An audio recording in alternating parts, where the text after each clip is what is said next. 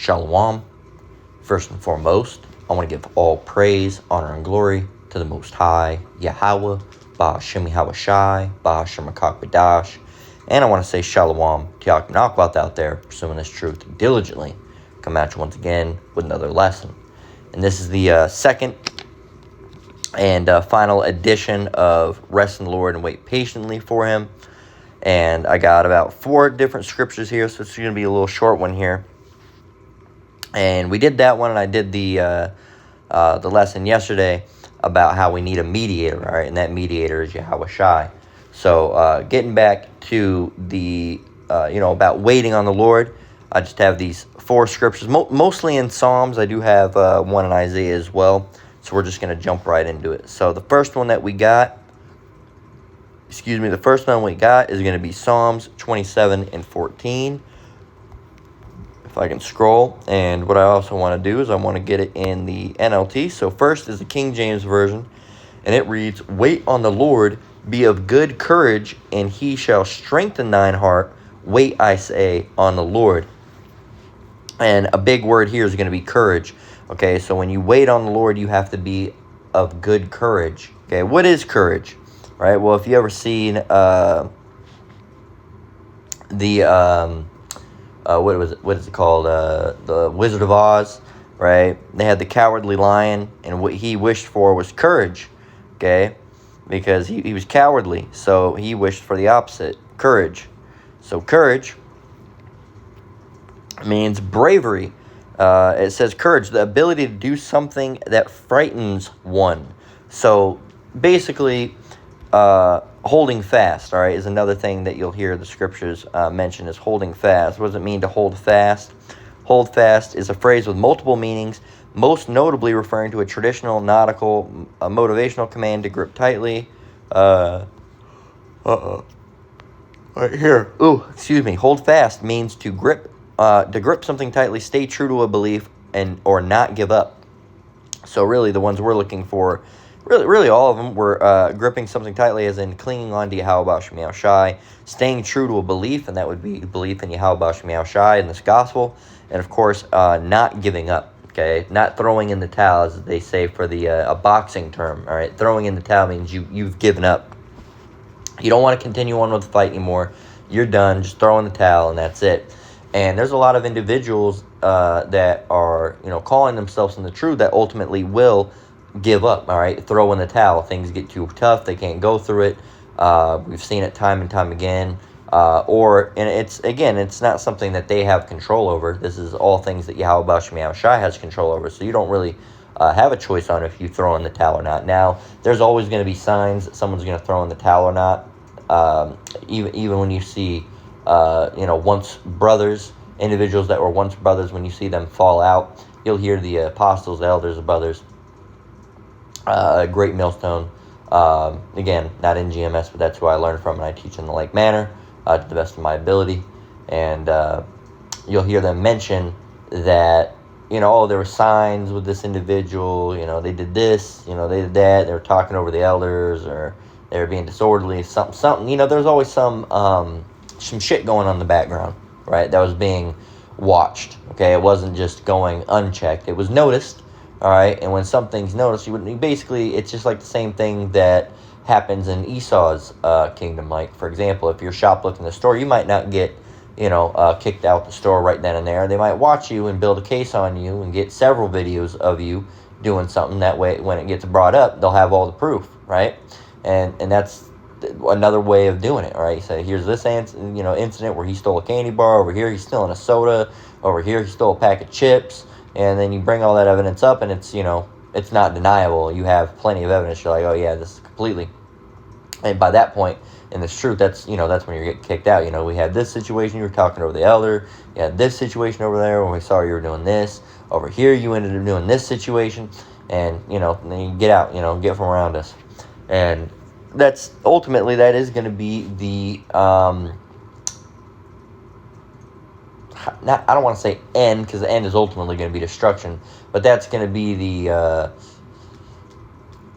separating the men from the boys, essentially, right? So, and that's because they gave up on what? They gave up on, behaving orderly, behaving righteously, and they went off to go do something else. That's a form of giving up. All right, you didn't continue in what you were supposed to continue in because it was too hard. You had to go and do some other shit, right? You'll see individuals, they start bringing in names that are not Yahweh Shem Shai. You'll start bringing in, more worldly stuff. They'll just try to do those things. Other books, right? Other doctrines, all right, that, really to make it easier. Oh, sure. Really to make it easier. Try to find loopholes for different things to get away from certain things. Try to find, ways that heathens can be saved, or that they can, act like hoodlums. And it's completely ridiculous. So when we're holding fast and we're being of good courage, again, that means we're not weak. We don't bug out. We don't fall out, and we don't drop out of this thing because it gets too hard. It gets, the going gets tough, all right, or the heat gets too high. And there's another old saying is that if you can't stand the heat, get out of the kitchen. And ultimately, there's a lot of people that are going to just choose to leave. Well, they don't really choose because it's Yahweh Shem Shai at the end of the day, but in their own perception, all right, the way that they're perceiving it within their own mind is that they're just going to choose to leave it. All right, really, it's the Most High didn't want them around anymore because they're being disorderly in one way or another. So when we're waiting on the Lord, that's another thing, is that we're praying, pray without ceasing. All right, pray without ceasing. I believe I got it in the first edition of the lesson, right? And one of those things we got to pray constantly is that we don't, give up. All right, we pray that we continue to have the courage. Maybe not necessarily in that words verbatim, but we pray that we, continue, endure to the end. We don't bug out. We don't, lose it. We don't. Our wick doesn't go out, and that we can keep on pursuing this truth, and that the Lord can protect us, right? And then we can make it along the way. Because a lot of individuals, they don't pray enough. They're not really praying. Hell, I'm even guilty. A lot of time I fall asleep before, I pray in the morning, but sometimes I fall asleep before praying. And it's something that really you should be doing. But, it's one of those things at the end of the day. The Lord knows that what you're going to pray about anyway, but it's something that you should try to do. I'm not the best at it, but it is one of those things we should do. But I do stay praying throughout the day. I pray, when I wake up, pray before I leave the house, I pray before I eat. All right, if there's something sketchy, usually sometimes we'll set up a quick prayer before I enter a building. I pray in a lot of different ways. Pray for just different things all throughout the day. But, just like the same way you pray when you wake up, you should, pray when you go to bed. But again, like I said, I'm not going to be a hypocrite and say that I'm doing something that I'm not. There's times I do it, and there's times that I don't. I end up falling right asleep, don't even know what happens. I lay down, I say I'm going to rest my eyes for a little bit, and then boom, I'm out, right? So, but that's part of holding fast, is being prepared as well. All right, being of good courage, and through that courage, we have that preparations through Yahweh Shem Shai, that strengthening of the mind, strengthening of the body, right? So it's something that you want to be imperative in making sure that you're doing when you're waiting on the Lord. So again, wait on the Lord, be of good courage, and He shall strengthen thine heart. Wait, I say, on the Lord. So if you're not strong, pray, and the Lord will make you strong. Okay, like the scripture says, whatever. How does it go? Whatever you pray for, believe that you will have it, and you shall receive it. I'm paraphrasing. If brother wants to drop that in the comments, they can. You got to pray. If you're lacking courage, pray for it, and then you'll get it as long as you truly, sincerely believe. Okay, so like the because if you don't, you're like a wave driven atop in the sea. Okay, a double-minded man is unstable in all his ways. He's going to help me. No, he won't. Maybe he will. Maybe he won't. Right? Can't be like that. Doesn't make sense. It really doesn't make sense. In any matter, double-mindedness doesn't make sense in any way, shape, or form for any walk of your life. All right, I'm going to eat. No, I won't. Maybe I will eat. Maybe I won't eat. Well, what are you going to do, man? Are you going to eat or are you not going to eat? You need to make up your mind. All right, because you can't do both. All right, you're going to either eat or you're not going to eat. You have to make one decision. You can't hold two decisions at the same time when there's only one outcome. That's not how it works. Okay, you're either going to eat, you're not. I'm going to go into the store. No, I won't. No, I won't. Well, which one is it? You have to choose one. You're either not going to go through the door or you're going to go through the door. All right, you can't be in the middle. Okay, and that's the same thing with this truth. You can't be 1 foot in, 1 foot out. That's not an option. Okay, the option is either you're in or you're out. Okay, and it's a one-sided choice. It's not something. It's not there's not a middle option. There's not a third option, as some people would say. There's not a third option. It's either you're gonna enter into the straight gate or you're not. Okay, and if you enter into the straight gate, then you entered into the straight gate. If you didn't, then you didn't. You can't, well, I halfway entered in. No, because if you halfway entered in, then you entered in. All right, if you didn't enter in, then you didn't enter in. So which one is it? Okay, so, and you say, oh, you halfway entered in, you entered in.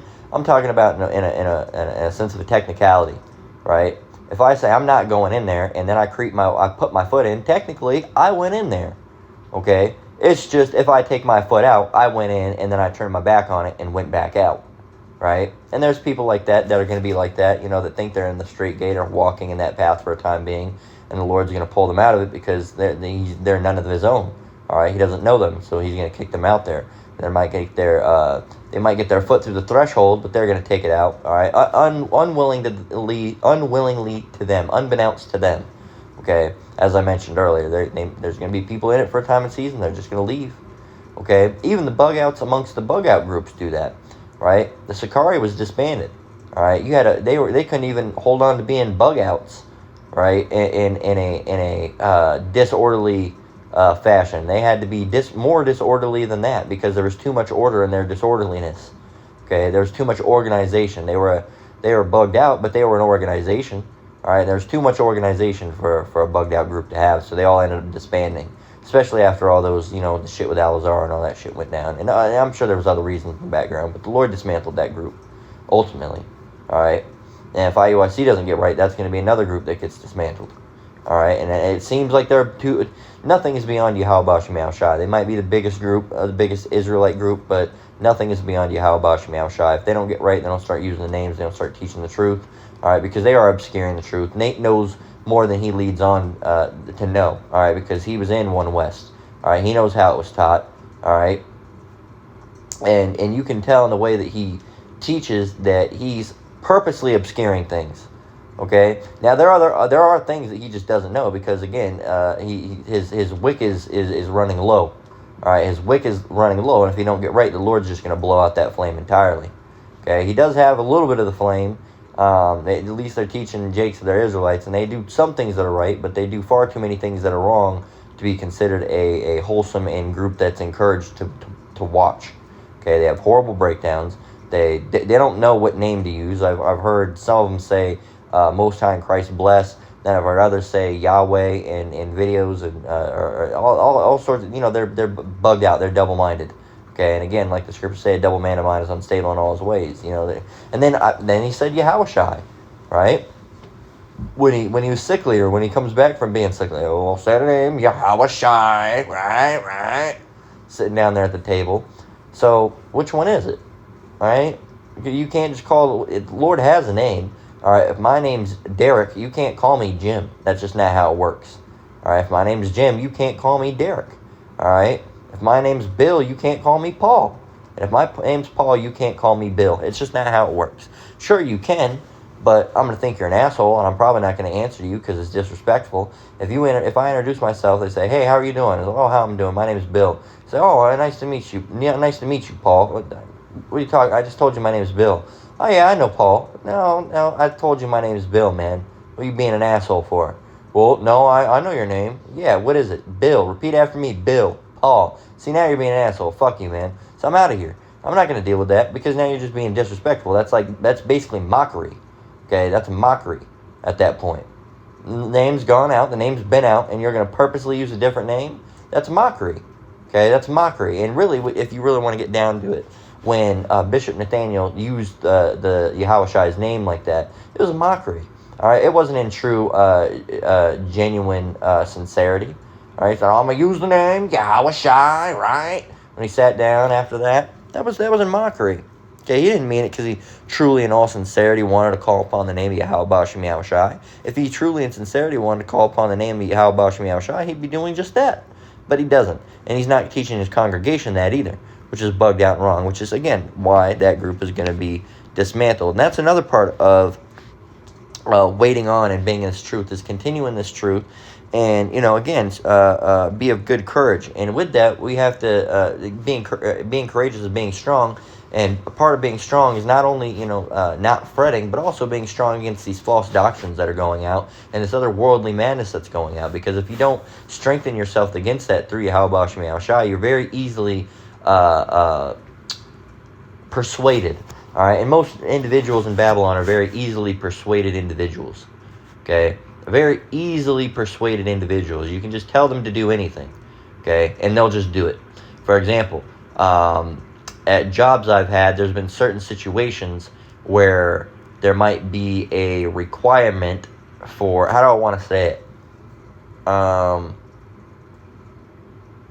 For example, say if there's a requirement for them to type in their customer number, right?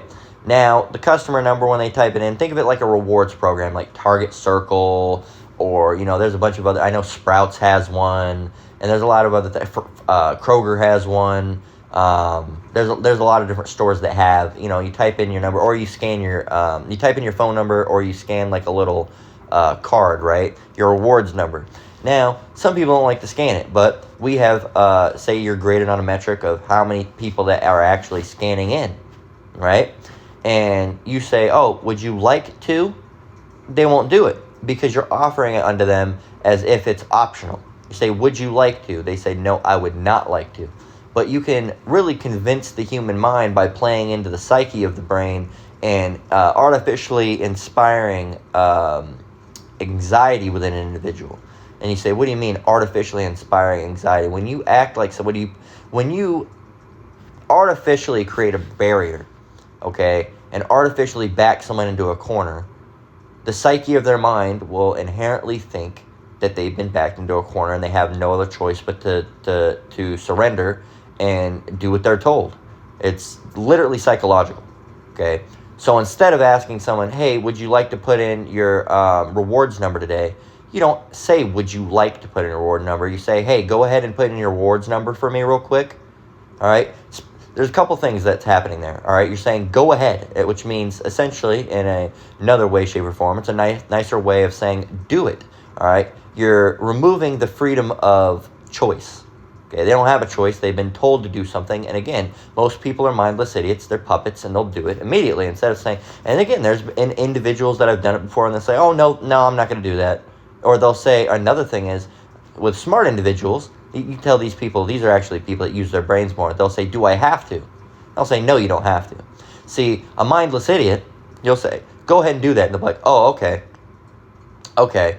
Now, I'll give them the benefit of the doubt. Some of these people aren't mindless idiots. Some of the people already had that within their mind to do that, and they were going to do it regardless. There's that group of individuals, okay? And I'd say that makes up a good chunk of the population. Say, go ahead and do that. And they were already going to do it anyway, so they're going to scan their thing because they wanted the reward points anyway. But there's a whole other group of people that wouldn't have done it unless they were specifically led to do that, okay? Because people are naturally sheep, and they need leaders. All right, and people that are putting themselves in a leadership position or playing a leader, and they say, go ahead and do this, again, they're going to blindly follow. So when you have people out there in this world, and they don't really know what to believe, they don't know what to be led, and they don't really know what to believe or act or how to do anything, and you tell them to do it, there's a whole host of people that are just going to do it, all right, uncritically. They're not going to ask questions, they're not going to do anything, and they're just going to be led.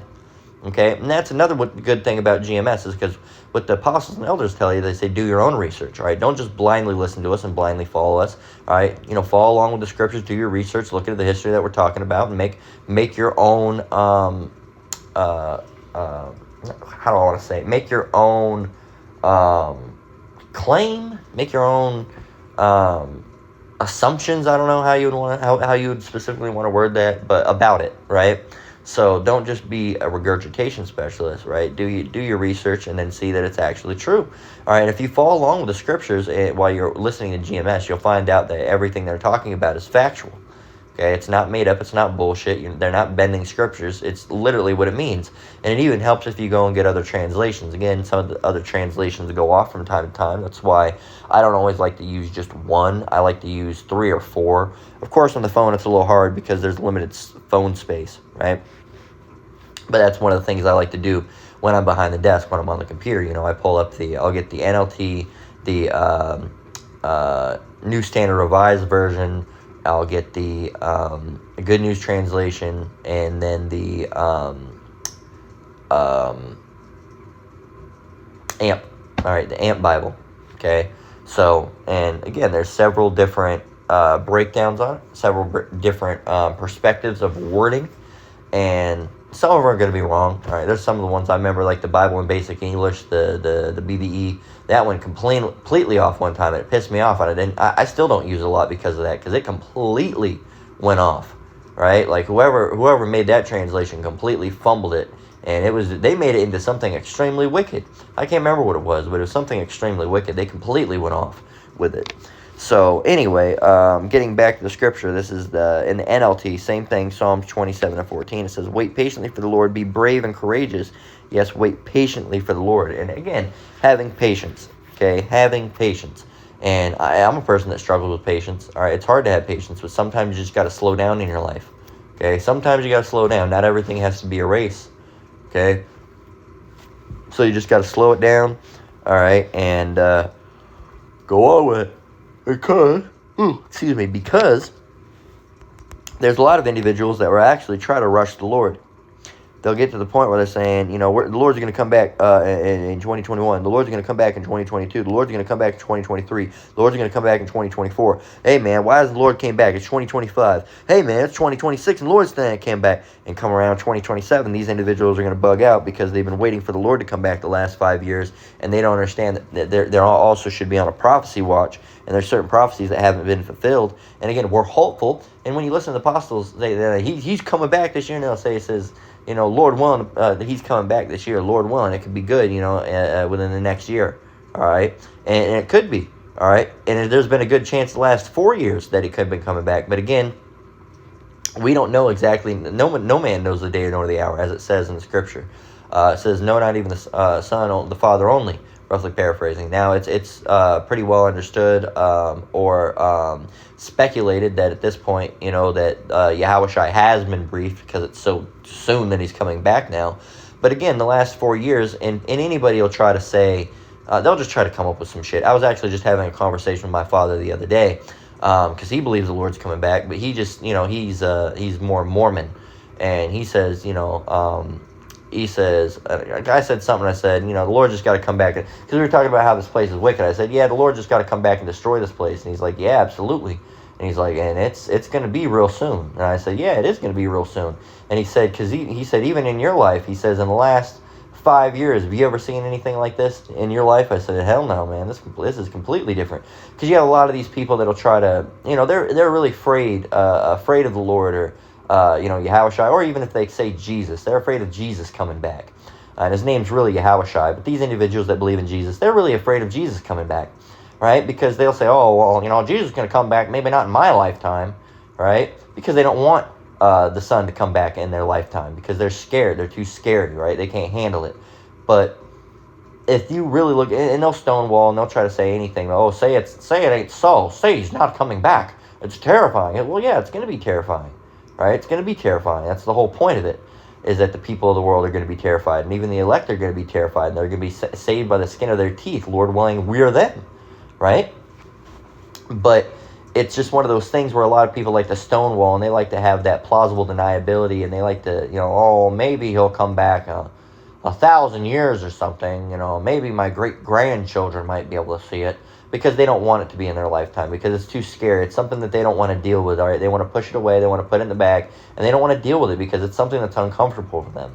And they don't want to confront something that's uncomfortable. They want to hide it, they want to put it in a bag, and they want to lock it up in the storage closet deep down in the basement where they don't want to ever have to look at it because it's something that's scary to them and it doesn't make them feel well. Again, these people are people that want to be feel well, they want to be led, because they don't know how to lead themselves in a matter of lifestyle. Of course, we're all led through Yahweh Shem Yahushai, but we have to be able to be leaders of ourselves in the fact of, it's all through Yahweh Shem Yahushai, but leaders of ourselves, that making sure we're not doing something that's fucking dumb, right? Making sure we're not doing something stupid. If we can't lead ourselves, as in leading ourselves through Yahweh Shem Yahushai, and again, maybe I'll stray away from leading ourselves, but managing and moderating ourselves to an extent, all right, to have self-control, all right, and be able to police ourselves, Okay, because really, ultimately, we're led through Yahweh Shem Yahushai. But these individuals, they don't know what to do.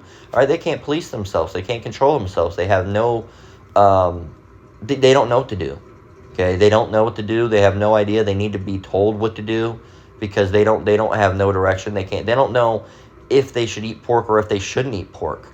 Right? They don't know if they should believe in the Lord or if they shouldn't believe in the Lord. They don't know what's right or wrong. They don't know anything. They're just walking around mindless because they don't know what to do. So somebody tell me what to do. What should I believe in? Well, that comes through Yahweh Shem Yahushai. Well, I don't know about that. Well, and we see that a lot. All right, and that's really a concept from Esau. You see it most prominently, but a lot of Jakes have become like Esau. And the reason Esau is like that and they need to be constantly led is because they're not natural leaders. All right, Jake are the natural leaders. Esau is not the natural leaders. They don't know what to do. All right, especially the Edomite women. I don't know what to do. I don't know I don't know what to say. I don't know where I should go. I don't know anything because they don't know, man. They don't know. They don't have no drive. Okay, they don't have any drive. They're not authoritative, and they can't take their life into their own hands through Yahweh Shem Yahushai helping them out. All right, because again, we have help through Yahweh Shem Yahushai. Again, it's like the same thing. A lot of individuals, well, I'm just going to wait for the Lord to do it. Well, you can't just wait for the Lord to do something like that. For example, the Lord's going to get me off this crack eventually, but right now I'm going to keep on smoking. No, you have to have that. You have to have that ambition, and again, it's the illusion of free will because, again, it is really the Lord, but you have to help the Lord help you, essentially, as they say, because you can't, I'm just going to smoke this crack, and if the Lord don't want me to do it, my lighter won't light. It's just, that's not how it works, man. All right? It's like the same thing. Deceived and deceivers are his. The deceived and the deceiver are his. You have to, have some control over yourself, okay? There's a lot of people that go, if I'm elected, I'm elected. If I'm a two-third, I'm a two-third. We'll just find out. This ain't a roulette wheel, man. You actually have to put in some effort, okay? But a lot of people don't have any ambition. They don't have any, self-leading, self-moderating tactics. They don't know what to believe. They don't know if the name is Yahushua. They don't know if it's Jesus. They don't know. They don't even know. They don't even know if somebody told them they don't know if they should believe them or not. They don't know anything. They just don't know. They're just confused. They're walking around confused, and they don't know. They don't know what to do. They have no idea what to do. And again, that's a form of, that's not really waiting on the Lord. That's not waiting for anything. You're waiting. You're basically waiting to die. You're waiting for destruction because you don't know what to do. You don't know, are you living? Are you dying? Is there a Lord? Is there not a Lord? Should I eat these calories? Should I not eat these calories? Is protein good for me? Is it not good for me? What should I not do? What should I do? Should I be gay? Should I not be gay? Well, should I go here? Should I not go here? What should I do? They don't know what to do. They're walking around mindless. And these are the type of people that are really the perfect targets for people like Esau. Because, it's just like that movie, They Live, right? Obey, consume, all right? Don't question your leaders, all right? Procreate, have sex, right? Go on vacation, spend money, consume. Right, and that's what they do because they don't know what to do. They need to be led. All right, and Esau leads them to like a moth to the flame or a sheep to the slaughter. All right, or a cow to a slaughterhouse, a house. That's what they do because they don't know. All right, and if people on the sidelines that actually have a mind and have that self-moderation through Yahweh Shem Yahushai, they say, hey, that's the butcher line. Get out of there. They say, oh no. They told me right here is safe. They told me over there is bad. No, man, can't you see? Look at it. It's a slaughterhouse. Yeah, the slaughterhouse is up front, but this conveyor belt isn't really going there. It's going to take a turn off to the left, and it's actually going to a different area. It's not, man. It's going straight to the slaughterhouse. Oh, I don't know. It's actually, it looks like that, but it's not. They wouldn't do that to us. Why would the government do that to us? Right? So this is Isaiah 40 and 31. It says, it says, but they that wait upon the Lord shall renew their strength. They shall mount up the wings as eagles. They shall run and not be weary. They shall walk and not faint. Again, we're gonna have we're gonna be in a good situation as opposed to a bad situation. It says NLT, but those who trust in the Lord will find new strength. They will soar high on wings like eagles. They will run and not grow weary. They will walk and not faint. You're gonna have it under wraps, man. You're gonna have it under the control. Okay. because the Lord's going to have you have that ability to basically, you're going to be strong. Okay, you're going to be strong. So Psalms 33:20 reads, "Our soul waiteth for the Lord; He is our help and our shield." So not only are you going to be strong, soldiers are strong, but they also have to have armor. Okay, soldiers are strong. Again, if you look at even modern day soldiers, they wear things called plate carriers.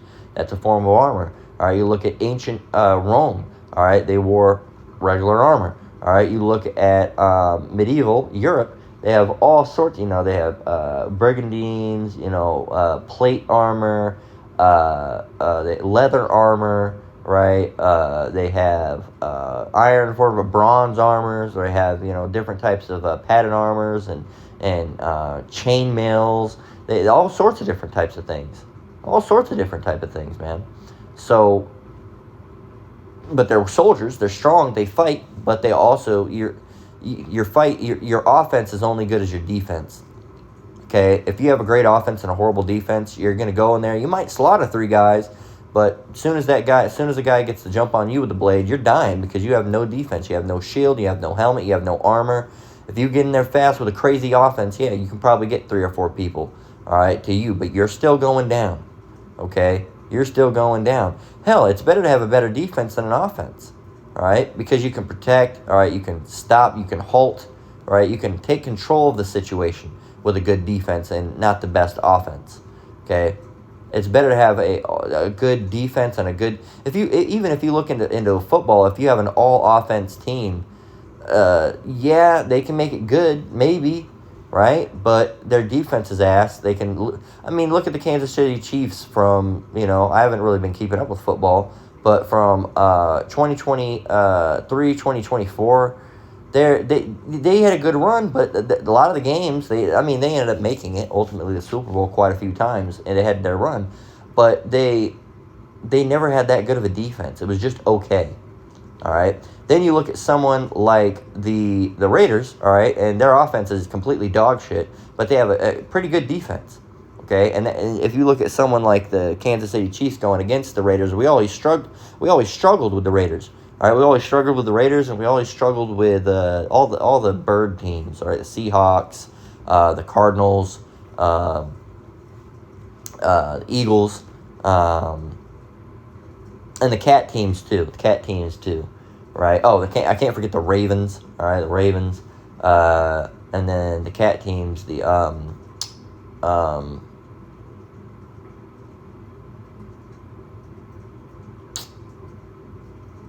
I can't even think of the name. It's not even coming to me. But anyway, we always struggle with the teams. All right, Jacksonville, this is Panthers, and then Jaguars, right, or whatever the fuck. But teams I don't really keep up with. But we always struggle with them. All right, we struggle with a lot. All right, and. But again, we struggled more with the teams that weren't so good at anything. All right, and that's because they had good defenses usually, but not great offenses. But yeah, man, and that's the thing, that if you're going to be sloppy like that, just have an offense. You've seen plays with Mahomes, and sometimes they work in his favor, sometimes they don't. He pull a lot of what they call a Hail Mary and just fucking book it, just chuck it or book it. All right, and hope it works out. And sometimes it would, but a lot of times it would result in a turnover because they just, down, boom, boom, boom, you're done, and, just being sloppy with it, all right, and in a high-stakes scenario, you don't want to take risks, okay, that's part of this truth is being circumspect, all right, and circumspect, it really means wary and unwilling to take risks. So why take a risk, man? Why take a risk, okay? Why take a risk? Take your shield, all right? The Lord is our shield. He's our buckler, all right? Put on the whole armor of the Most High, so you can be able to stand the wiles of the devil, all right? And that goes, the breastplate, the helmet, the boots, right? All of it. Because if you leave one area unprotected, that's where you're gonna get got, man. All right? It's like the Achilles heel, that old Greek story, Achilles heel. He was fine, but they got him in his heel. And really his whole body was armored. He was pretty much invincible. But they got him where, he thought he was, right? But it got him, everywhere. They just didn't hit that spot. It's like if you have one piece of weakness on your armor. Look at a plane. All right, if your weak spot's right around the engine, yeah, you can shoot the wings. The wings will hold up, and shoot all these areas and hold up. But the one bullet hits that engine, you're done. You're done. So you can't have a situation like that, right? You need to be well-rounded and protected. So we need to take our shield, and our shield is Yahweh Bashem Yahushai. Psalms 33 and 20. Our soul waiteth for the Lord. He is our help and our shield. And also, with that is we need the name. All right, because the name of the Lord is a strong tower. The righteous runneth into it, is saved. There's another one that comes to mind. I can't really think of it. What is it? There's another one deal with the names. Brother wants to put that one up. That'd be much appreciated as well. Because we need the name. As opposed to what IUIC would say, that you don't need the name. We do need the name. All right? And if we're waiting on the Lord, who are we waiting on? We got to know who we're waiting on. We got to know who our ride is. Hell, even if I go and get an Uber, it's going to tell me who my driver is. You're going to tell me I'm going to wait on the Lord and I don't even know the Lord's name? Dumb. It's stupid. It doesn't make any sense. This is Psalms 37 and 9. It says, Psalm 37 and 9, for evildoers shall be cut off, but those that wait upon the Lord, they shall inherit the earth. So, again, all these wicked doers, all these people like we touched in the first lesson, don't fret about these people. These people are going to be destroyed. We can't get our... well, as they say, for the women, don't get your panties up in a bunch. We can't be getting our underwear up in a bunch, man. We can't be getting our drawers up in a bunch. We can't be doing that. Why not? Because it's not going to give us a good situation, man. It's not going to give us a good situation. It's just going to lead to, again, it's just, if we do what these people do, what's their outcome? Destruction. So if we be like them, what's our outcome? Destruction. We got to be patient. We got to hold fast. We got to, keep praying without ceasing. And we, like it says, those that wait upon the Lord, they shall inherit the earth. And those are the ones that are waiting upon the Lord in righteousness. Okay?